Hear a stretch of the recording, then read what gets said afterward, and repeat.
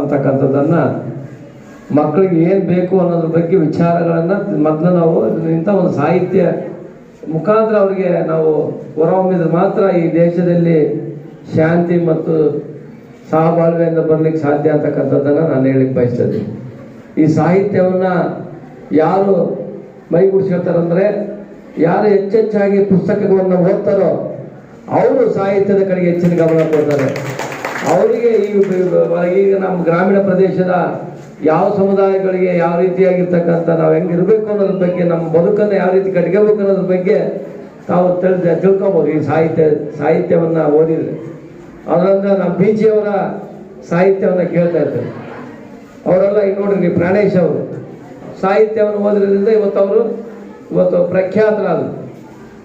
ವಿದೇಶ ಅಂತಾರಾಷ್ಟ್ರೀಯ ಎಲ್ಲ ಮಟ್ಟದಲ್ಲಿ ಇವತ್ತು ಅವರು ತಮ್ಮದೇ ಆದಂಥ ವೇದಿಕೆಯಲ್ಲಿ ಸಾಹಿತ್ಯವನ್ನು ಉಣಬಡಿಸ್ತಕ್ಕಂಥದ್ದನ್ನು ನಾವು ಆಡ್ತಾನೆ ನಾವು ಕಲಿಯುವಂಥ ಸಾಹಿತ್ಯ ಅದವು. ಅವನ್ನ ನಾವು ಮೈಗೂಡಿಸ್ಕೊಂಡ ಮಾತ್ರ ಈ ಸಾಹಿತ್ಯಕ್ಕೆ ನಾವು ಒಳ್ಳೆಯ ಮೆರುಗನ್ನು ಕೊಟ್ಟಂಗಾಗುತ್ತೆ.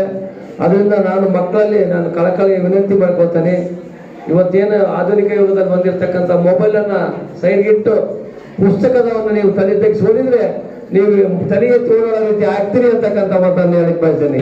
ನೀವು ಮೊಬೈಲ್ ಹಿಡ್ಕೊಂಡ್ರೆ ನೀವು ತಲೆ ತೆಗ್ಸೇ ಹೋಗ್ಬೇಕಂತ ಸ್ಥಿತಿ ಬರುತ್ತೆ.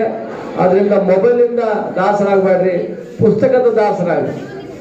ಯಾರು ಪುಸ್ತಕದ ದಾಸ ಹಾಕಿರೋ ಈ ದೇಶದ, ಈ ರಾಜ್ಯದ, ಈ ಜಿಲ್ಲೆಯ, ಈ ಗ್ರಾಮದ ಒಬ್ಬ ಸಮೃದ್ಧಿ ಆಗಲಿಕ್ಕೆ ಸಾಧ್ಯ.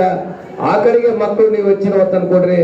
ಇವತ್ತು ನಾವು ನೋಡ್ತಾರಾಗೆ ಕೆಲವರು ಮಕ್ಕಳು ತಂದೆ ತಾಯಿಯ ಬದಲು ಕೇಳ್ತಕ್ಕಂಥದ್ದು ನನಗೆ ಒಂದು ಮೊಬೈಲ್ ಕೊಡಿಸ್ರಿ ಅಂತಕ್ಕಂಥದ್ದು. ಯಾರು ಸಹ ಮಕ್ಕಳು ಅಪ್ಪ ಅಮ್ಮನಿಗೆ ಒಂದು ಪುಸ್ತಕ ಕೊಡಿಸ್ರಿ ಅಂತಕ್ಕಂಥದ್ದು ಕೇಳೋದಂದ್ರೆ ಈ ದಿನ ನಶಿಸಿ ಹೋಗ್ತಾ ಇದೆ. ಅದರಿಂದ ನಾನು ಈ ಮುಂದಿನ ನೀವು ಈ ಪ್ರಜೆಗಳು ನೀವು ಏನು ಓದ್ತಕ್ಕಂಥ ಈ ಒಂದು ಕಾಲಘಟ್ಟದಲ್ಲಿ ನೀವು ಇನ್ನು ಮುಂದಿನ ದಿನಗಳಲ್ಲಿ ಏನೇನು ಯಾವ ಕ್ಷೇತ್ರಕ್ಕೆ ಹೋಗ್ತಿರೋ ಗೊತ್ತಿಲ್ಲ, ಅಂತ ಉನ್ನತ ಒಂದು ಸ್ಥಾನವನ್ನು ಪಡೀತಕ್ಕಂಥ ನೀವುಗಳು ದಯಮಾಡಿ ನೀವು ವಿನಂತಿ ಮಾಡ್ತಾರೆ, ಮೊಬೈಲಿಂದ ದೂರ ಇರ್ರಿ.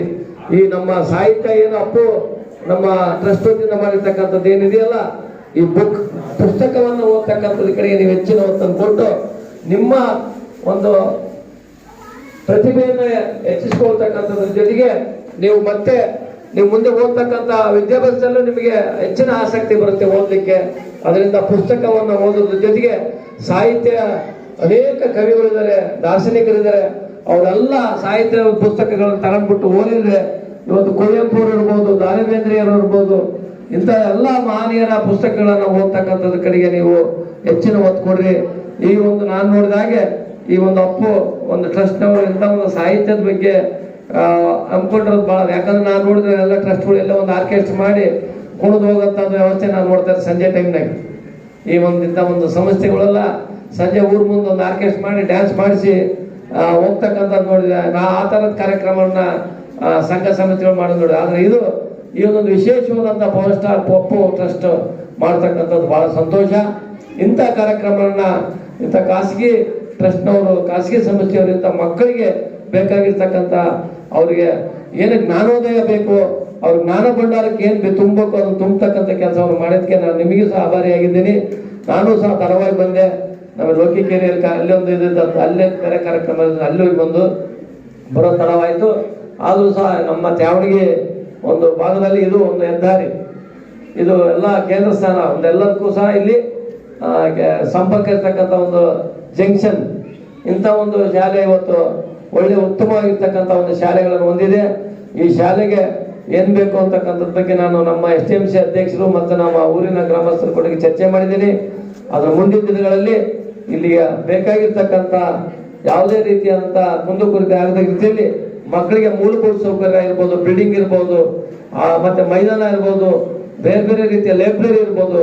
ನೀವೇನಾದರೂ ಇಲ್ಲಿ ಲೈಬ್ರರಿ ಬೇಕಂದ್ರೆ ಒಂದು 25 ಲಕ್ಷ ಕೊಟ್ಟು ಒಂದು ಲೈಬ್ರರಿ ಗ್ರಂಥಾಲಯನ ನಾನು ಪ್ರಾರಂಭ ಮಾಡ್ತೀನಿ ಅಂತಕ್ಕಂಥ ಮಾತನ್ನು ಹೇಳಿದ್ದೆ. ಯಾಕಂದರೆ ನೀವು ಊರಲ್ಲಿ ಒಂದು ಒಳ್ಳೆಯ ಉತ್ತಮವಾಗಿರ್ತಕ್ಕಂಥ ಒಂದು ಡಿಜಿಟಲ್ ಲೈಬ್ರರಿಯನ್ನು ಪ್ರಾರಂಭ ಮಾಡಿಕೊಡ್ತೀನಿ. ನೀವು ಸಂಜೆ ಹೋದಿಗೆ ಆ ಲೈಬ್ರರಿಯಲ್ಲಿ ಕೂತ್ಕೊಂಡು ತಮ್ಮ ಜ್ಞಾನವನ್ನು ಹೆಚ್ಚಿಸ್ಕೋಬೇಕು. ಸುಮ್ಮನೆ ಅಲ್ಲಿ ಇಲ್ಲಿ ಕೂತ್ಕೊಂಡು ಆಟೆ ಹೊಡೆಯೋ ಬದಲು ಈ ತಾಲೂಕು ಕೇಂದ್ರದ ಇಲ್ಲಿ ಒಂದು ಹೋಬಳಿ ಕೇಂದ್ರದಲ್ಲಿ ಒಂದು 20-25 ಲಕ್ಷ ರೂಪಾಯಿ ಒಂದು ಲೈಬ್ರರಿ ಮಾಡಿಸ್ಕೊಡ್ತೀನಿ. ಅದನ್ನು ಸಹ ನೀವು ಸದುಪಯೋಗ ಪಡಿಸ್ಕೊಳ್ರಿ ಅಂತಕ್ಕಂಥ ಮಾತನ್ನು ಹೇಳಿ, ಮತ್ತೆ ನಮ್ಮ ಊರಿನ ಅಭಿವೃದ್ಧಿ ಏನೇನು ಬೇಕು ಎಲ್ಲದಕ್ಕೂ ನಾನು ಅವ್ರ ಜೊತೆಗೆ ಸಹಕಾರ ಕೊಡ್ತೀನಿ. ಮತ್ತು ನಮ್ಮ ಶಾಲೆಗೆ ಮೊದಲನೇ ಆದ್ಯತೆ ಕೊಡ್ತೀನಿ. ಈ ಶಾಲೆಗೆ ಏನು ಮೂಲಭೂತ ಸೌಕರ್ಯ ಬೇಕೋ ಅದಕ್ಕೆ ನಾನು ನಮ್ಮ SDMC ಅಧ್ಯಕ್ಷರು ಸದಸ್ಯರ ಜೊತೆ ಚರ್ಚೆ ಮಾಡಿ ನಮ್ಮ ಮಕ್ಕಳ ವಿದ್ಯಾಭ್ಯಾಸಕ್ಕೆ ಎಲ್ಲಿ ಕುಂಠಿತ ಆಗಬಾರ್ದು, ಅವರಿಗೆ ಯಾವುದೇ ರೀತಿಯ ಖಾಸಗಿ ಶಾಲೆಯಲ್ಲಿ ಏನು ವ್ಯವಸ್ಥೆ ಇದೆಯೋ ಅದಕ್ಕಿಂತ ಉತ್ತಮವಾಗಿರ್ತಕ್ಕಂಥ ವ್ಯವಸ್ಥೆಯನ್ನು ನಾವು ಮಾಡಲಿಕ್ಕೆ ಪ್ರಾಮಾಣಿಕ ಪ್ರಯತ್ನ ಮಾಡ್ತೀವಿ. ನೀವು ಅಷ್ಟೇ ಪ್ರಾಮಾಣಿಕಗೆ ನೀವು ಯಾವುದೇ ಕಡೆಗೆ ಗಮನ ಕೊಡಬೇಡ್ರಿ. ನೀವೊಂದು ಗುರಿ ಮುಟ್ರಿ, ಆ ಗುರಿ ಮುಟ್ಟಿದ ಮೇಲೆ ನೀವು ಬೇರೆ ಬೇರೆ ಬೇರೆ ಬೇರೆ ಮಾರ್ಗ ಹುಡುಕೇಳಿ. ಆದರೆ ನೀವು ಓದೋ ಸಂದರ್ಭದಲ್ಲಿ ಬೇರೆ ಮಾರ್ಗ ಹುಡುಕ್ಬೇಡ್ರಿ. ನಿಮ್ದು ಏನಿದ್ರು ಒಂದೇ ಗುರಿ, ಓದಬೇಕು, ಓದಿ ಒಂದು ಗುರಿ ಮುಟ್ಟಬೇಕು, ಒಂದು ಕೆಲಸದಾಗಬೇಕು, ಒಬ್ಬ ಆಫೀಸರ್ ಆಗಬೇಕು ಅನ್ನೋ ಅದು ಏನೈತಲ್ಲ ನಿಮ್ಮ ಗುರಿ, ಆ ಗುರಿ ಮುಟ್ಟವರಿಗೆ ಬೇರೆ ಕಡೆಗೆ ನೀವು ದಯಮಾಡಿ ನಿಮ್ಮ ಗಮನವನ್ನು ಕೊಡಬೇಡ್ರಿ. ಬೇರೆ ಕಡೆ ನೀವು ಗಮನ ಕೊಟ್ಟರೆ ಅಂದ್ರೆ ನೀವು ದಾರಿ ತಪ್ತೀರಿ. ನೀವು ದಾರಿ ತಪ್ಪಂತ ಕೆಲಸ ದಯಮಾಡಿ ನಿಮ್ಮಲ್ಲಿ ವಿನಂತಿ ಮಾಡ್ಕೊಳ್ತೀನಿ, ಆ ಕೆಲಸ ಮಾಡಬೇಡ್ರಿ. ನೀವು ಗುರಿ ಮುಟ್ಟಿದ ಮೇಲೆ ನೀವೇ ಸ್ವತಂತ್ರ, ನೀವೇನು ನಿರ್ಣಯ ತಗೊಂತೀರೋ, ನೀವು ಯಾವ ಕಡೆ ಹೋಗ್ತಿರೋ ನಿಮ್ಗೆ ಯಾರು ಅಡ್ಡಿ ಬರಲ್ಲ. ಅವಾಗ ತಮ್ಮದೇ ನಿರ್ಧಾರ ಆಗುತ್ತೆ.